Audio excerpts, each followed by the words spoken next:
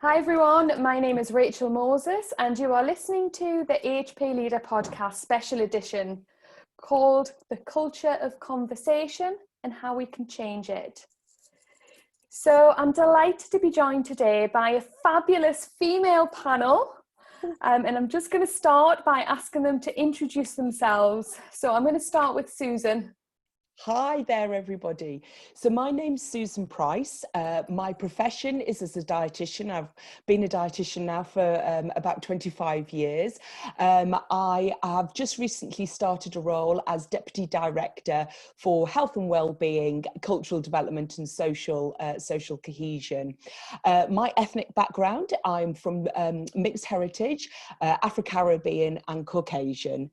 I'm based at the Queen Elizabeth Hospital in Birmingham, and my clinical area of work is critical care. Thanks ever so much, Rachel. Fabulous. Now moving over to Shamina. Hi everyone, I'm Shamina Rabi. I'm a speech and language therapist. I've been doing this for 16 years now.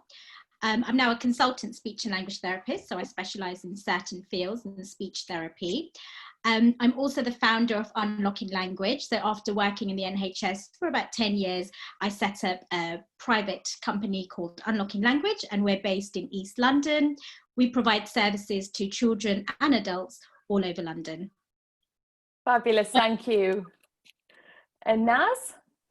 Hi everyone, my name is Naz. I am an occupational therapist by trade.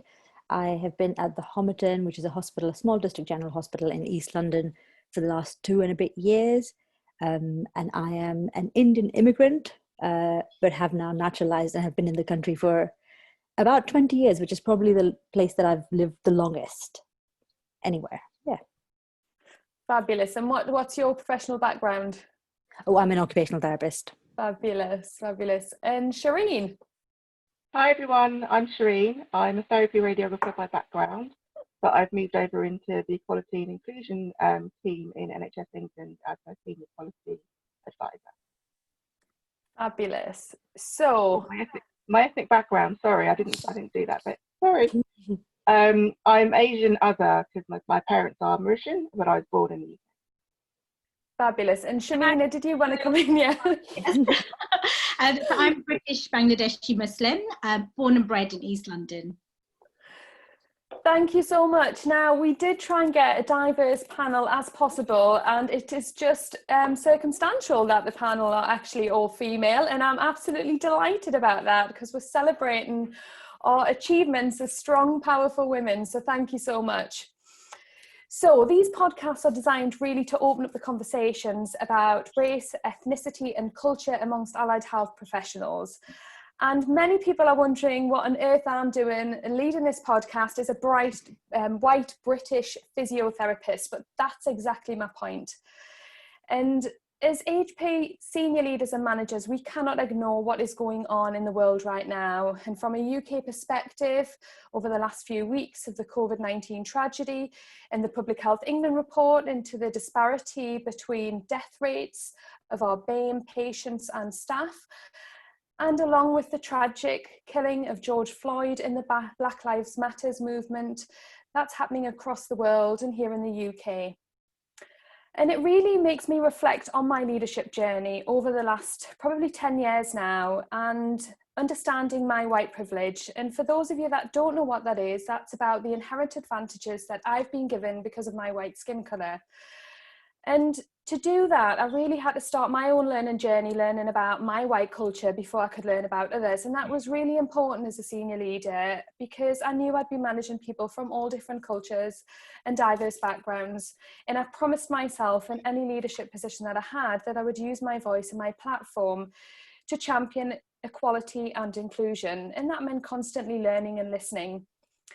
Now, as senior leaders and managers, we cannot be quiet and we have to reach out to our BAME colleagues, staff, friends, patients. And as I've been doing a little bit of research into, how comfortable we are having these conversations, I was shocked but not surprised that white senior leaders and managers just aren't having them.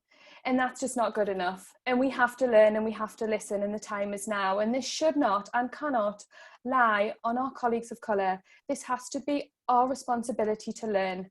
But we have to do this together, and we have to learn from our BAME colleagues and leaders. And that's why I'm delighted to be joined by these 4 wonderful women on this Sunday afternoon who have given up their time completely free. And I'm so gracious because everyone is so incredibly busy.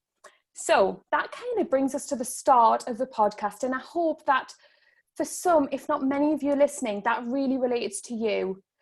My biggest learning point has been the things that I've got wrong and the things that I need to get better. And I have been there.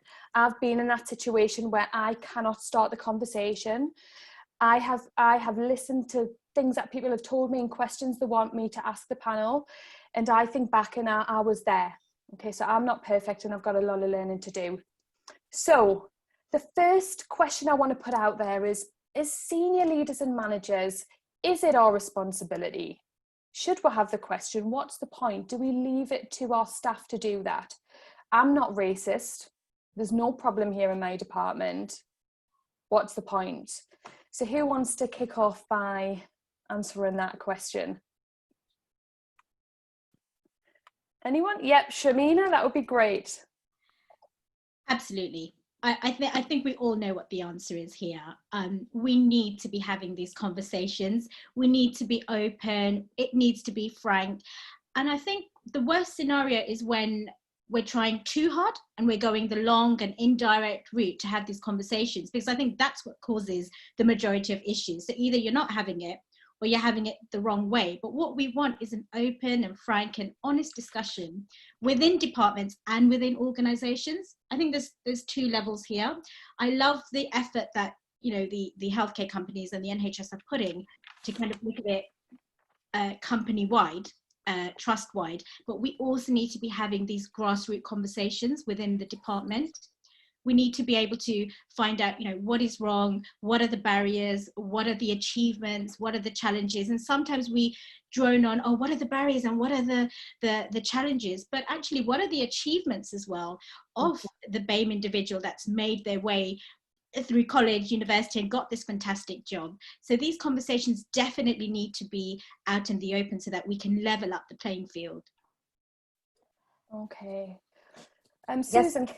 Go on, Naz. I'll come to you next. No, I'm happy to wait. No, go, Naz, please. Oh, I was just going to say 2 things come to mind when listening to Shamina. One about absolutely this is the right time, but part of me also feels like this shouldn't feel tokenistic, and actually these conversations need to be so like they need to happen in the past and they need to happen in the future and in the present. I get we're in the right opportune moment to have these conversations, but it needs to be like a longer term strategy. And I know it is. And I think, Shamina, exactly as you were saying, I always think, if not me, who else? Like, who am I waiting for?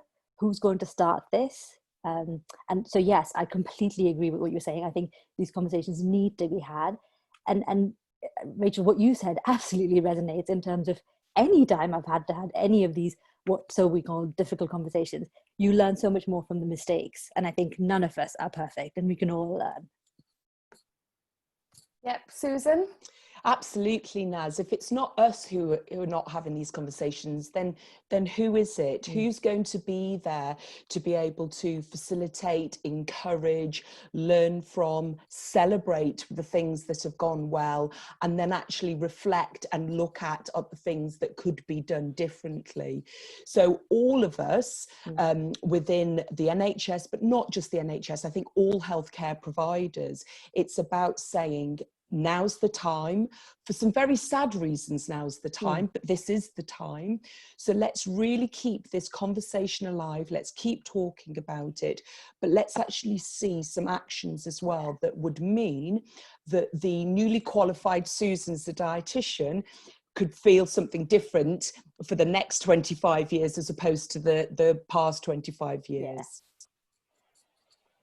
Yeah, so when, again, I have done a lot of talking to senior leaders, chiefs, national leaders, and the general consensus is a fear of saying the wrong thing. So it's a fear of it coming out the wrong way, and the language that is used I mean, it's sometimes as basic as that. And this is for our senior leaders. And the majority of people want to learn, they want to be better, and they recognise now more than ever they need to be better. So how can, and this isn't again your job to educate us on this, but how can we get over that fear factor? How do people want to be communicated to? Shireen, can I come to you for that, please? Yeah, sure. So as my role as the head of Equality, Diversity, Inclusion in a North Central London Trust, one of the ideas that we had was around creating a book club that would meet every month or every 2 months and we pick specific books that were talking about these difficult topics: race, LGBT, gendered reassignment, all of the difficulties that we have about who we are and being people. We'd pick a book each time, and we'd come to a room together and talk about the book, because then in a way you depersonalize some of the conversations that are happening. It's not about what I'm saying. It's actually about a certain chapter in the book. How does that make me feel? And then the opinion of somebody else like you, Rachel, which might come in on a different perspective. And it kind of makes it that safe space. I think that's the ultimate aim, is about creating safe spaces for people to talk freely. And I completely appreciate that senior leaders have a difficulty in that. One of the things we know is rife, specifically within the NHS, is the more senior you get, the less representation in terms of ethnicity that there is. And if you flip that, ultimately what that says is those that are in those roles need to not be in those roles. So in being that white senior leader and having that conversation, you're almost saying, well, I don't need to be here, but I need to find a way for you to be here. And I can completely understand how that is really difficult, because you have to acknowledge it within yourself as well as open the doors for others. So it's about finding, for me anyway, it's about finding different avenues that can open that conversation without it being about me or you. Absolutely. Susan. Yeah, no, I love that idea of the book club. If I'm going to borrow that, if that's if that's okay. Please, there. yeah. But I think in terms of the language, it's such a difficult one, because under this umbrella of BAME, we have so many different religions, cultures. So I think the first thing is, this is not a case of one language fits all or one size fits all. We are adult to adult. Let's have some professional, polite, kind, but inquisitive adult to adult conversations. And certainly when I have had colleagues who have asked me about various things, you know, those internal feelings on how I feel is very different if somebody does that in a kind, adult to adult professional way, as opposed to if somebody is asking me a question in a very impolite way, or in the same ways when I've wanted to learn about a religion or a culture or a festival that I'm not familiar with. When I've spoken to colleagues about it, I've tried to choose my words that are in that way, because I don't know necessarily the language, I don't necessarily know the words, but I'm asking to be educated on those words. So for me, if there was a colleague who wanted to know something, for me it would be about come and ask me in those ways, but don't assume that that's a tick box then for everybody else, because like I just said, there's so many different races, ethnicities, religions, and I sit here as a mixed race person as well, that also brings in an added layer of interesting aspects to my roles. Shamina. I completely agree with you, Susan. And what I wanted to add, though, I think the one thing that managers and leaders can display is the emotion associated to those conversations, the willingness to want to do something, the hope that they give the BAME individual that, okay, these are my problems, I've had this conversation, the honesty and the openness and the genuine concern. I think if the conversation is approached from it being a genuine concern, rather than it just being lip service and a tick box, a tick box task, then I think that conversation will be more real, and it will give that individual the hope that, okay, the manager, you know, has taken on what I've said and is actually going to look to see what they can do and continue that dialogue. So it's not the conversation and it's the end. This is the start of that dialogue. And so I wonder if my only other kind of thought, I completely agree with everything that the ladies have said so far. There's something about, you know, we're all skilled managers here. We didn't get here by, you know, doing one workshop on how to be a skilled manager or how to hold these conversations. I think I would say to my white colleagues exactly the same. Yes, chances are you might make a mistake, but if you're honest and kind of, you know, you put that out there to say, hey, I might say something. I do this every time I have a conversation. To say, hey guys, if I'm saying something that doesn't resonate or rubs you up the wrong way, would you let me know? And that's literally the only way I'll know. And I wonder if there's something about setting that expectation that this isn't done in one workshop, that it's life and it's going to take time. And we all have the patience and I think kindness towards each other to make this better. Absolutely. And I think because we have such a long journey to go, we need to really kind of enforce, that's maybe the wrong word, point that this is the start of the journey. And I know some of staff I've spoken to are worried that some of the reach out they're getting is simply because of everything that's happening at the moment, and they want it to be a long-term plan. Yeah. I do genuinely believe, especially if we continue to network, this podcast being just one of the many things that are happening, that we can really facilitate that, because we owe it to our staff. So one of the I think barriers for managers to approach that conversation is because they don't understand ethnic identity and culture. So if managers in an ideal world understood their BAME staff and understood their culture and their heritage, then it wouldn't be so much of a challenge. But because they don't know how people identify, I think that is part of the problem. So my personal opinion, and please I would like your comments on this, is that I have specifically reached out to my BAME staff initially via email, but we cannot hide behind emails as the token gesture. It's then got to be followed up. It's the easiest thing to do to understand en masse who is out there, because sometimes if people are managing 500 people, you know, that's maybe a bit extreme, you might not actually know exactly who your BAME staff are. That's the first thing, open the door. The second thing is make it meaningful. So should we be isolating a community of people that we are reaching out to as managers? So in this situation, the BAME community, should we be doing that?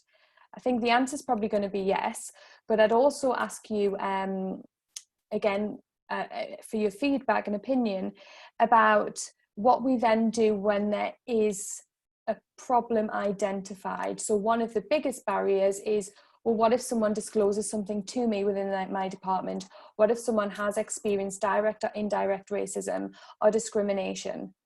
And what do they do about that? And I think that's, if I'm being totally honest, in my past, and why I've learned it's wrong, is that the easy option is to say nothing, because you might open up this kind of worms. And it's like, how can you go to your chief exec, your diversity of, and say, we have a problem here, because people don't want to know?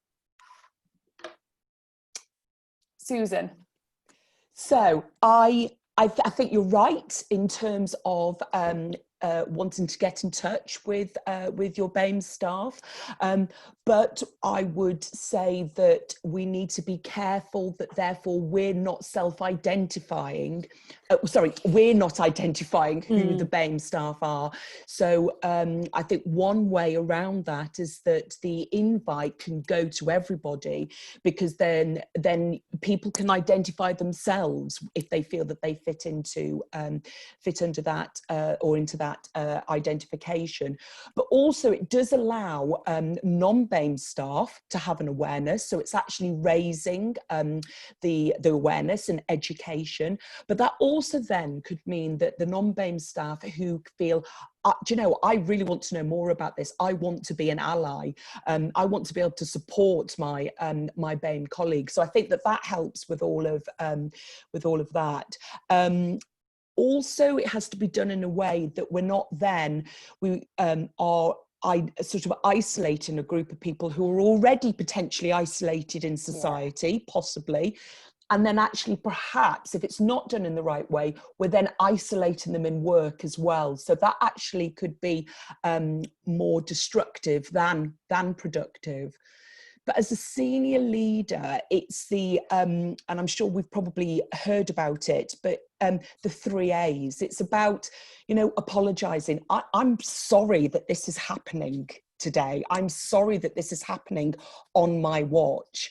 I acknowledge it. I acknowledge what you're telling me. So, Rachel, this is a bit about your question about if somebody raises an issue. So I'm sorry it's happening. I acknowledge that it's happening, but I'm going to put something into action to get it better and to make it better for you. So yes, I think that staff should be approached, but it's how it's done and not isolating people. And then it's actually, as leaders, how do you then deal with any issues that are brought to you? So, Naz. that resonates a lot, Susan, and I think a lot of what I do when this does happen at work is use real basic like coaching models like GROW to say, okay, so what is, rather than me kind of wanting to problem solve, it's exactly as we were saying at the start of the conversation, it's about giving the individual the tools to solve some of this. Of course, we need to do this structurally and at a system level, and that's so much harder than anyone has the effort to want to do. But at an individual level, you can definitely have that conversation of, okay, this, you've told me this problem, I've heard what you're saying, what would you like to happen? And what are the options, and realistically just ironing it out and saying, okay, so that means you walk away doing A, I'll walk away doing B, and maybe together we'll do C. And that just, yeah, I think that just helps. Shamina. I agree with you, Nazia. I think both individuals then feel empowered, because what can happen in that situation is the leader's empowered because they're going to be doing A, B, and C, but you've still got this individual who has these barriers and these challenges that they're dealing with. So I think by letting them take some ownership of what they want and the actions they need to do, it allows them to feel empowered in that situation. And I think we end up getting to this stage because unfortunately the systems are so reactive, and that's why people are feeling let down until something happens. Then it triggers the dialogues, the conversations, the strategy. But actually we need to be more proactive and be thinking about, if X happens, or actually let's not even allow X to happen, let's start thinking of the strategy before X, Y, and Z happens. And I think if we can start getting our mindset in a more preventative manner, then I think we're going to get less of these situations and more empowerment from the beginning, and more open dialogues and more open conversations. Thank you. And Shireen? Yeah, I mean, I agree with everything all the ladies have said.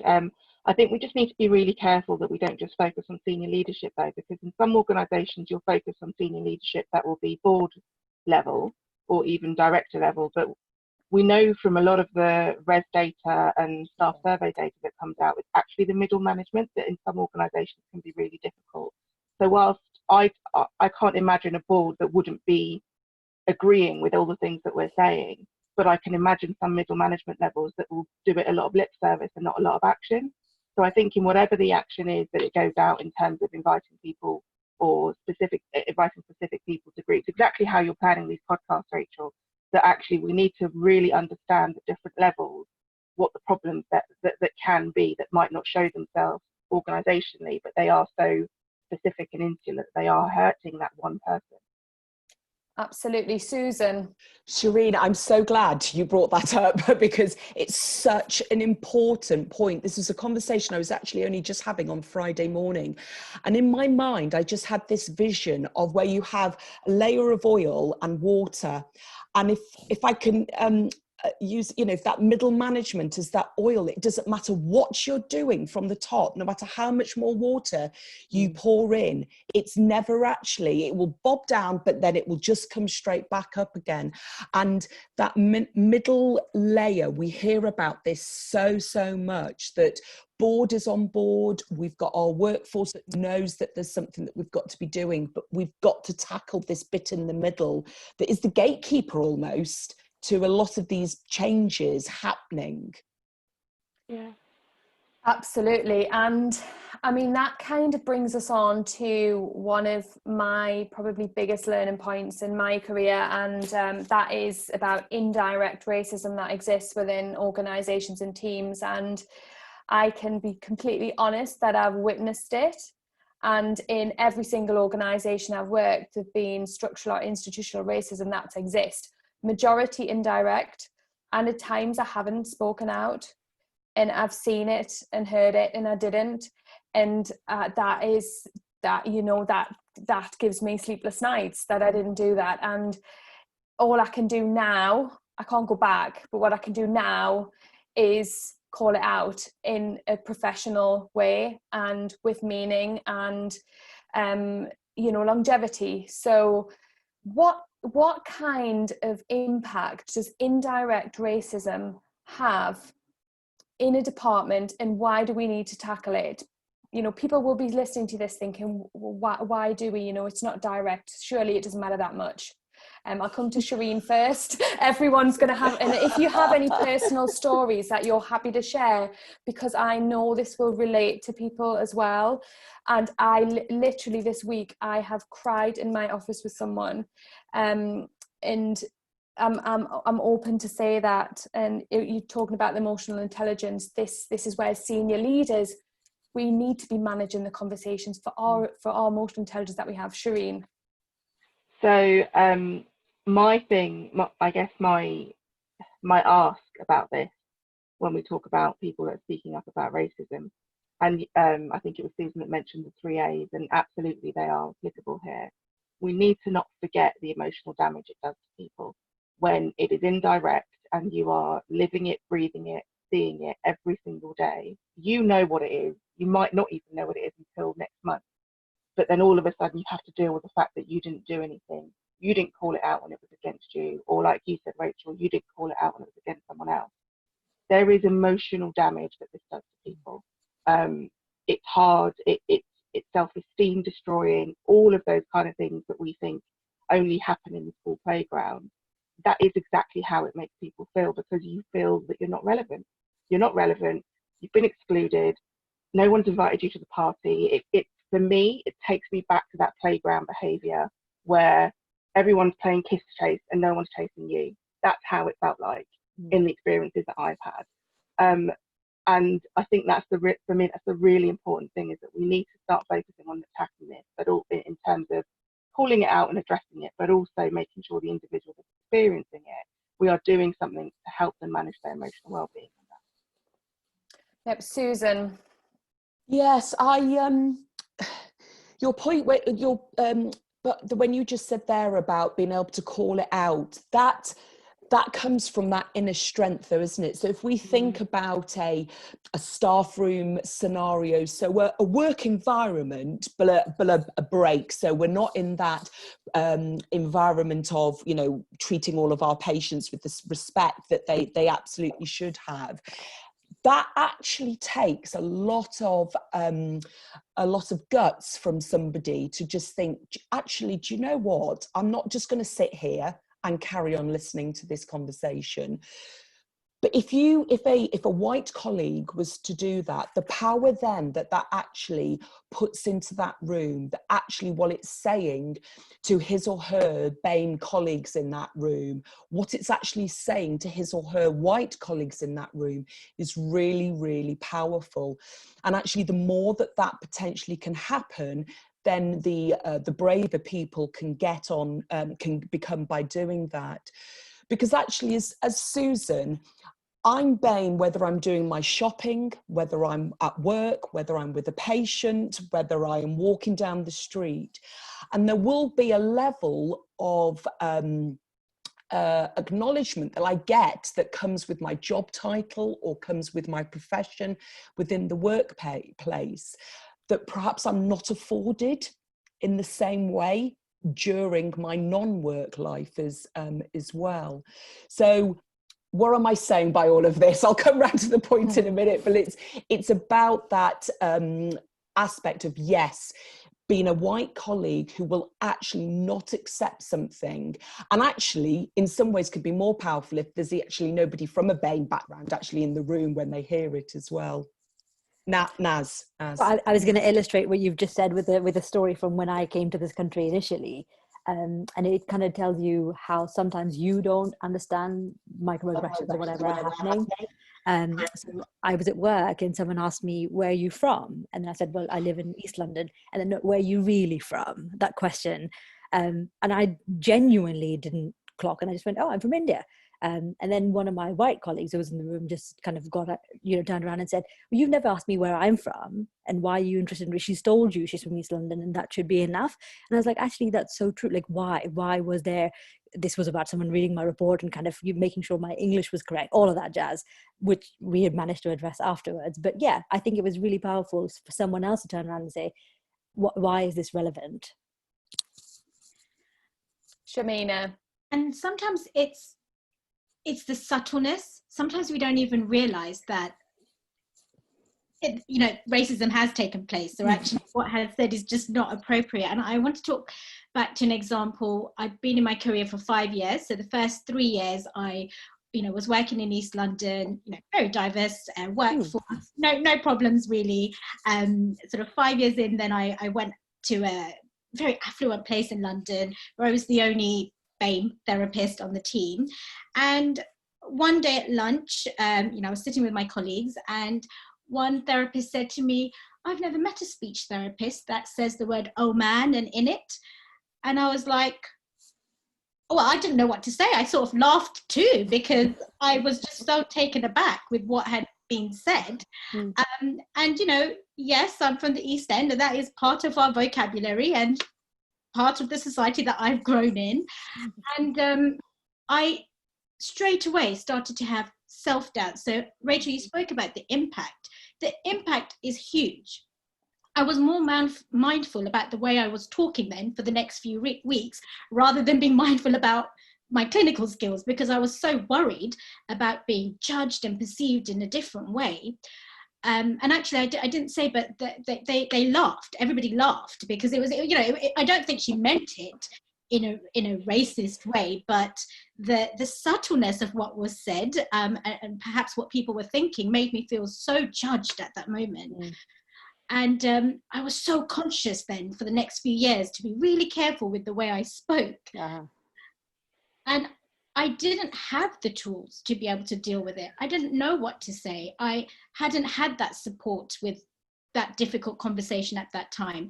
I can now do it because 16 years into my job, I feel confident to be able to do it.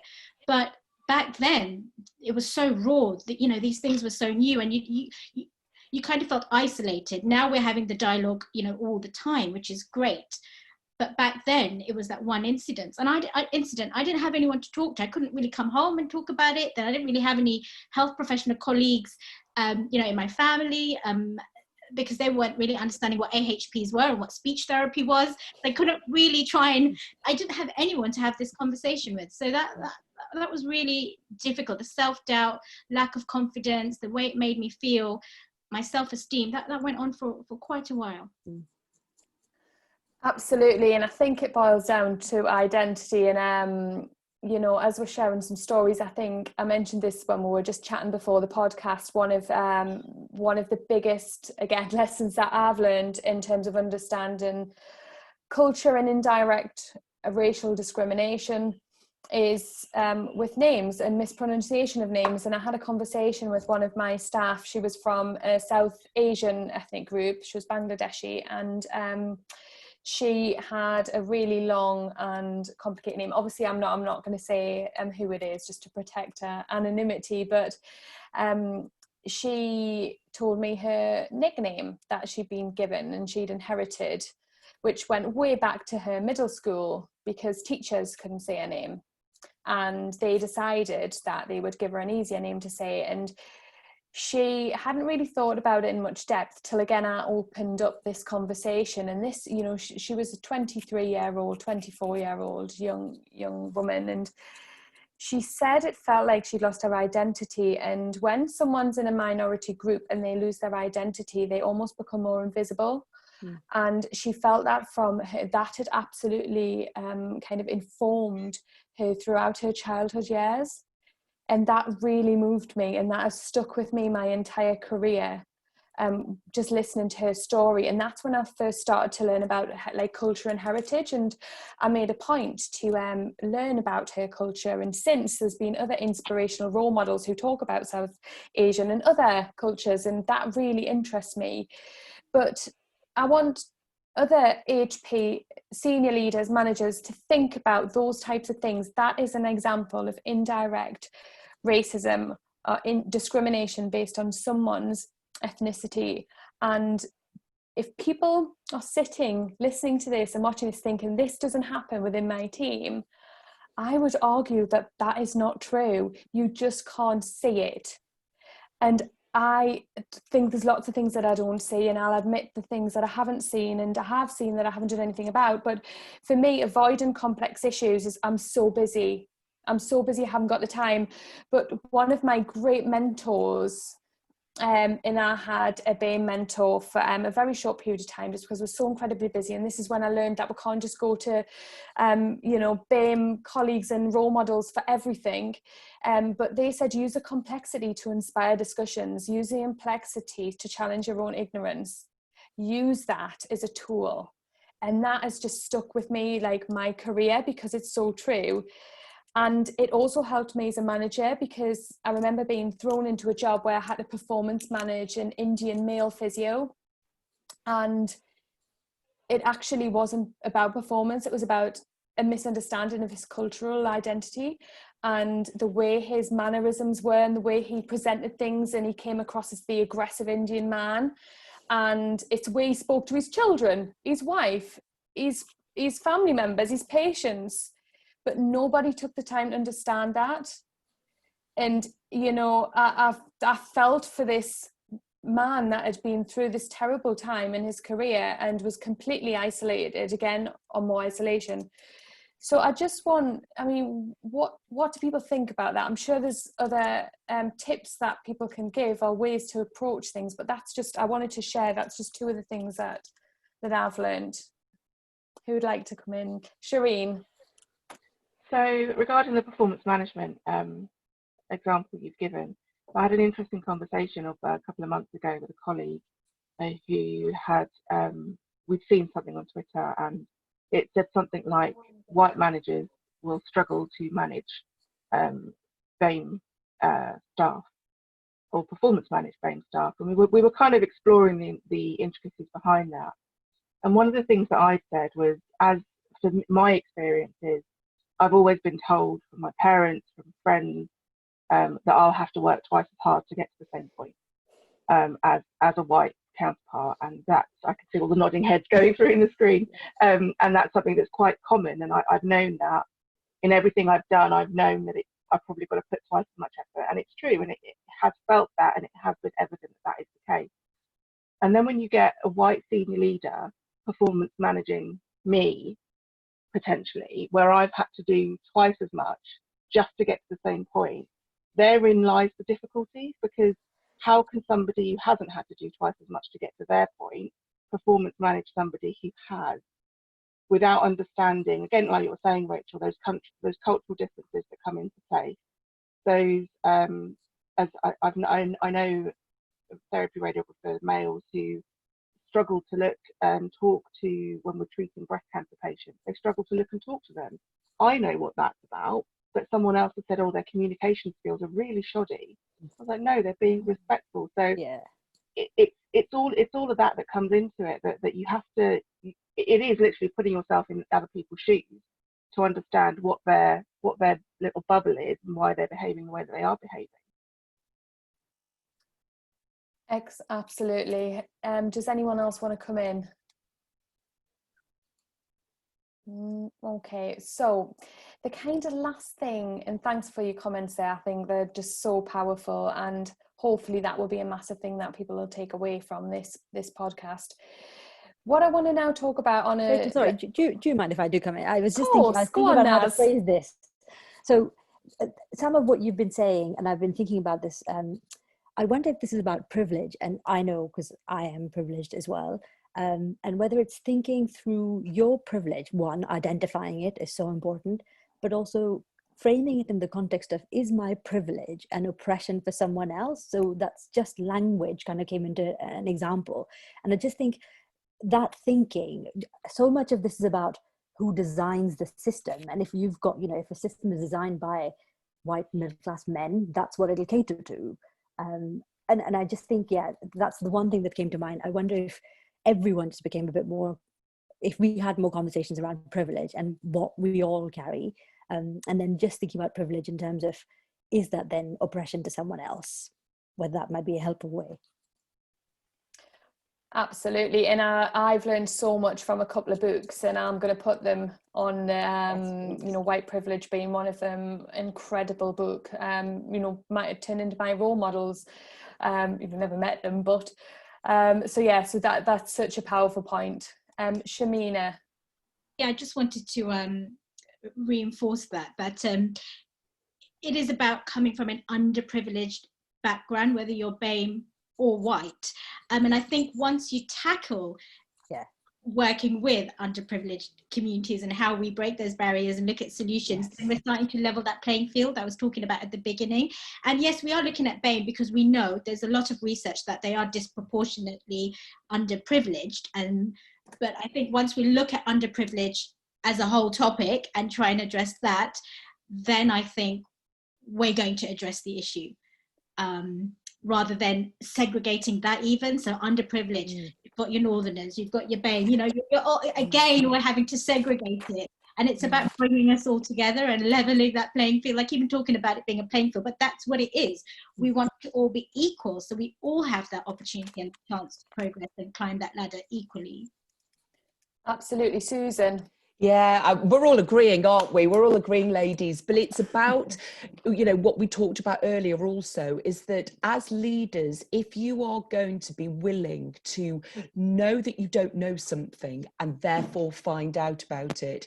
So Shireen, the example you gave there about the radiologists, you could easily, the easy option would just be to go, oh, it's communication problems. Whereas actually, if you took the time to find out about it, then as a leader, as a line manager, you would then be able to demonstrate and go, actually, hang on, everybody, let's just have a look at this in a different way and educate others as well. There is also something, and I know we could go on and talk about this forever, couldn't we? But I think there's also something about expectations that I just wanted to bring in as leaders. So you all can see me, you can hear me, so you know what I sound like, you know what my name is. But there will be situations, therefore, that when I walk in the room, I'm very well aware that I am not the person that they were expecting to walk in the room. So again, there is something there, I think, about the unconscious, that unknown bias that's going on there. The accent I speak with is not where I'm actually from, so then there will be other things that will come through with that. So perhaps that's a topic for another time, Rachel, maybe. And for a bit more education around that, because that's one of my big things, is around differentiating between the unconscious bias, which we all have, making it normal that it's part of human being. The more insight you have into your unconscious bias, the more likely you are to check them and avert racism.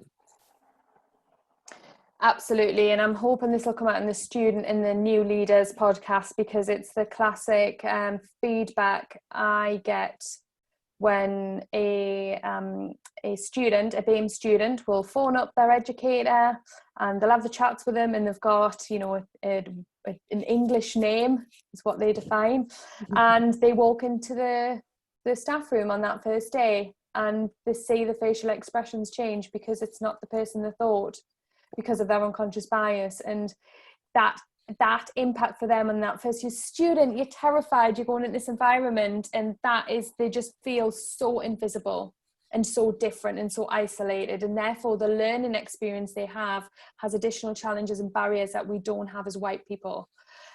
So that is a whole different, yes. But it's such an important, it's like managers, you need to be aware of this. If you're not aware of this, this is actually happening right now. So you've touched on data, and again, I didn't know whether this would come up, but I don't think as HP leaders and managers, we are aware of our RES data, so our Workforce Race Equality Standard data. I think, is it like 5 years it's been around now? Yeah. We have an incredible data set. So for those of you that don't know who it is, you should, and please go and find out. But it's a diagnostic tool that looks at an organisation's assessment. It gives them a tool to assess the diversity within their departments, and it also can direct them to where racism is most likely to happen within an organisation. And it can, like incidents, it's closely correlated to bullying and harassment. And again, I've yet to work within an organisation where we're looking at 1 in 3 BAME colleagues who've experienced some form of racial harassment and bullying. And what do we do with that data? Do we take it seriously enough? Do we act on it? The Equality and Diversity Act told us it had to. We had to. But do we and should we as HP leaders? I don't know if someone wants to make a short comment on that. You know, do we look at it? Should we look at it? Are we doing enough? It's our responsibility, but I don't think we do. Susan, come to Susan first. So when I actually found out about the fact that it was something that we had to do, it actually made me quite sad to think that we're in a situation, and Shireen, obviously you'll know much more, be much more qualified on this, but I think it was 2015, 2016 when it first came out. But even then, that we're in a society that we have to report on this. So I think that's the first thing, is that it just actually made me quite sad. But therefore, it means that this isn't something that is just all in our minds. This actually is something, therefore, that we've got to look at and that we've got to address. My view would be is that I think it very much depends on your organisation, whether it pays lip service to its report or not. But as AHP, so if we bring it down that next level at all, I don't believe it's something that we really look into, drill down into, or at all then make real changeable actions as a result of it. Yeah, Shireen? So, yeah, you're right, Susan. It's been around since I think about 2015. So one thing I want to say about the RES is where we have there's a group of like 9 metrics. But the first 4 metrics are process metrics, so all about our access to CPD, likelihood of being shortlisted, disciplinary procedures, etc. And then there's the cultural metrics, which come directly from the staff survey. When you look at an organisation's demographic, their workforce, what I think we need to start understanding is that in having BME staff in the majority, that doesn't necessarily fix the problem. So I worked in an organisation where we were over 60% BME, and we had problems that aren't too dissimilar to other organisations, and that were probably worse than some organisations, if I'm honest. And that's just the nature of what we're doing. So the RES data is there, and we should be using it in everything that we do when we talk about, even in terms of our training needs analyses that we do every year when we're talking about HEE funding. We should be using the data to understand what needs the organisation has to develop their staff. That isn't just about accessing nursing courses, accessing HP courses or masters because it will look good. It's not about that. It's what do your staff actually need to enable them to grow and develop. And then actually, I think you mentioned it earlier, Rachel, about the student group as well, looking at the local area that you care for. What do they need to see in the organisation? Representation is a massive thing, and it's boasted in that organisation, and we're very, very, very proud of it. But we need to be using it to start having these conversations. But what I will say is that if the senior leadership of the team still looks very white, these conversations are just as difficult to have, even if there is a majority of a minority group. Yeah. Naz? So I had 2 things that come to mind.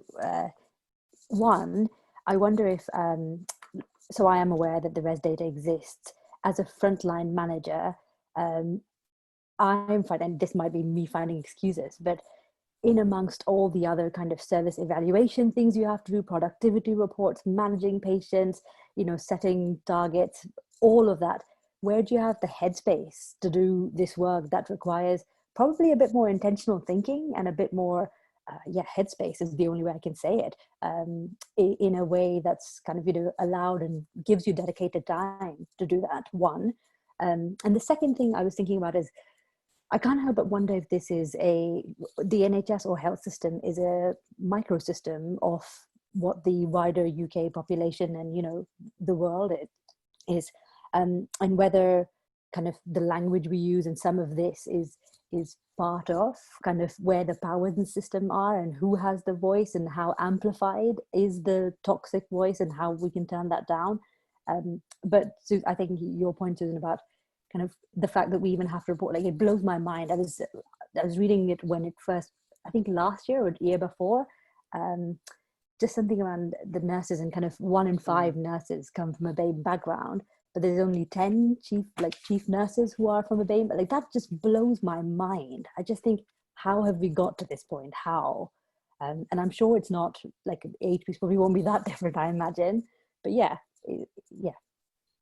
You're absolutely right, and I'm like, I've just had this flashback to when like I said, a decade ago when I first started learning, and it was about white culture, and white culture exists to protect white people and white people's beliefs and morals and ethics. That's why it exists. And my parents were amazing nurses, white, but I had no diversity. And when the first Black child came to my school, there was no steps, it was so obvious, it was massively odd one out. And, for some intrinsic reason, we've become very good friends and we're still friends now. But, the distinct differences, you're absolutely right. So we're almost setting ethnic minorities up to fail in the UK because the culture is white and it's white supremacist, and that's a whole different path we can go down. But you're so right. And again, for those white leaders and managers listening to this, just think inside yourself and think, does this ring true for me? Our organisations are setting people up to be disadvantaged, and that's what people tell us, isn't it? So I've just been writing loads of things down here, and I'm going to try and start bring some stuff together so we can have some conclusions and things, and you can add into them as well. And also, I really want people to think about if there is other podcasts that's needed. And again, the panel might go away and think, actually, let's invest a bit of time in this. We think we should do this next, or depending on the comments. So I'm very much open to suggestions. So to really change things as senior leaders and managers, we need to align our strategies and have common standards that we all believe. And that is just not defined by what white people think and what white leaders think. This needs to be inclusive, and we need to really understand what those standards means. We need to find out our data, understand it, open it up. What is happening within our departments, our staff will tell us. Encourage our staff to do staff surveys. And again, we shouldn't just isolate a community. This should be for all of our staff. We need to improve our understanding of culture and ethnic identity, and we need to individualize that approach and make it meaningful and make it matter. We need to have that emotional intelligence and genuine concern to make it real, and it should be real. This should be inherent in us. And if it's not, and you're in a position of power, then that's a real problem. And this middle management, management deadwood, I like to refer to it as in the NHS, that this is when we need to call it out as senior leaders and managers. If you've got people within them team, or if you're the step below, if you're the leadership tier below, you need to call it out and recognize it as well. And that requires you to be brave. You need to look inside yourself and ask yourself if you really understand your white privilege and understand what that means and how it can oppress your BAME staff. And also know how you can be more inclusive, apologising, acknowledge and action. I love that, Susan. Use book clubs, networks, BAME networks. This is why we're doing things in terms of allied health professionals. We're stronger together in every sense of the word, whether it be professionally, strategically, and also to come together within communities. Invite everyone, be inclusive to have these discussions. Don't isolate people, but also be awareness of the impact that may have. And this is time to change the culture of conversations, and that's exactly what we're trying to do today. So I'd like to offer everyone the opinion to have the final words, not me. Would anyone like to start, or shall I pick on someone? Okay, Shireen. So just to add to the list, what I think that we also need to ensure everybody is doing is listening with fascination. We've had a great conversation here today, and you can see that we're all really listening to each other and bouncing off of each other. And even yourself, Rachel, I think it's been really powerful. But the 3 A's that Susan mentioned are absolutely effective. But unless we're listening to try with fascination and trying to find out more information about the story that's being told to us, we're not really going to actually buy into it. We'll believe it, but we won't buy into what the actual story is telling us. So that would be my last thing to say. Thank you. Susan. Let's just keep talking. I just think let's just keep talking. Us, the people who are listening now, as I think I said earlier on, as long as we're doing it in a polite, professional, adult to adult way, be inquisitive, let's learn, let's educate ourselves. I must find out where I found those 3 A's from, because I can't take personal credit, and there was some poor other person that I've heard that from. So for the next podcast, Rachel, I will find out who I need to give credit to that. But please, let's just keep talking about this. This isn't a day, it's not a month. This is people's literal lives, and we've just got to keep talking. Thank you. Thanks, and you've just on record there said the next podcast, Susan, so I'm proper taking you up on that. Shamina.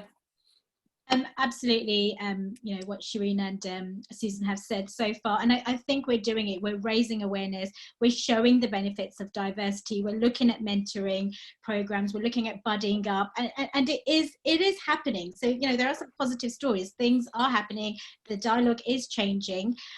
What I would say is, over the last few weeks, I've seen a lot more heated discussions happening at sort of band 5, band 6 level, and I see what they're saying. They're in these roles, they don't feel equipped. I feel that, you know, all of us have a lot more to say because we've got 15 years of experience plus, and they will feel like that too. So I think to start that journey of empowerment earlier on, we need to be looking at university. What are we doing on the courses to empower these students, so that when they're going for their first job, they're dreaming big?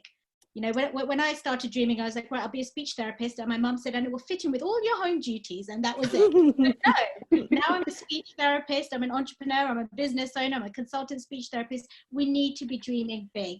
And we need to be having these conversations at university level, at college level. Yeah, absolutely. Love it. Naz.